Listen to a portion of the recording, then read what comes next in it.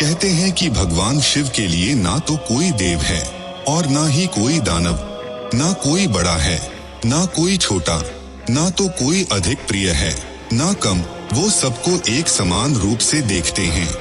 अगर कोई राक्षस भी उनकी भक्ति करता है तो शिव उसे भी अपने भक्त के रूप में स्वीकार कर लेते हैं। ऐसे ही उन्हें देवों के देव महादेव नहीं कहा जाता।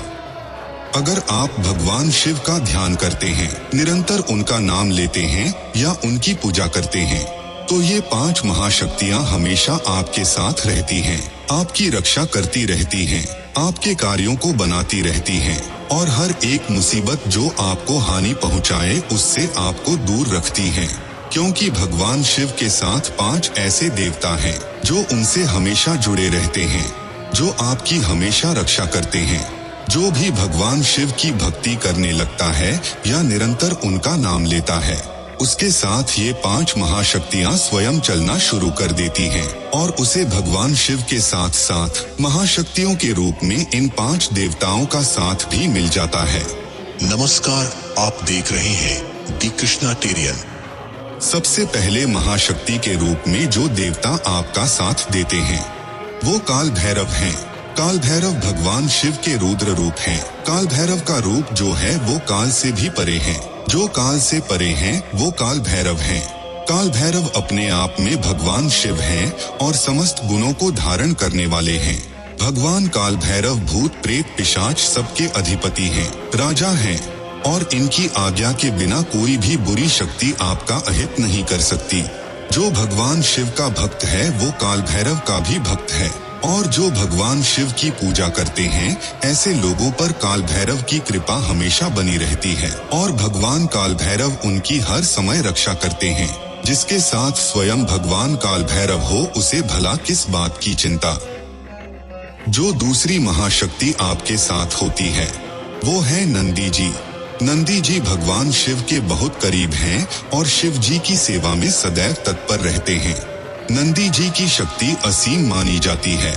इसका अनुमान आप इसी बात से लगा सकते हो कि नंदी जी तो देवों के देव महादेव को भी अपने कंधे पर बैठा लेते हैं।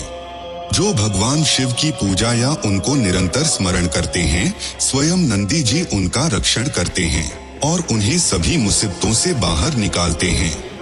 और सबसे बड़ी बात, नंदी जी भगवान शिव के भक्तों की प्रार्थना शिव जी तक जल्दी ही और जरूर पहुंचाते हैं, जिससे भगवान शिव के भक्तों की मनोकामना जल्दी ही पूरी हो जाती है। तीसरी महाशक्ति जो स्वयं आपका रक्षण करती है वो वीरभद्र हैं। भगवान शिव की जटाओं से जन्मे वीरभद्र अत्यंत शक्तिशाली हैं। इसका अनुमान आप इस बात से लगा सकते हैं कि जिस राजा दक्ष को पराजित करना सभी के बस में नहीं था, वो राजा दक्ष भी वीरभद्र जी के प्रचंड रूप को देखकर बुरी तरह भयभीत हो गया था और वीरभद्र के हाथों मारा गया था। भगवान शिव की पूजा करने से आपको स्वयं वीरभद्र जी का रक्षण प्राप्त होता है और वीरभद्र आपके जीवन में आने वाली सभी बुरी शक्तियों का नाश कर देते हैं।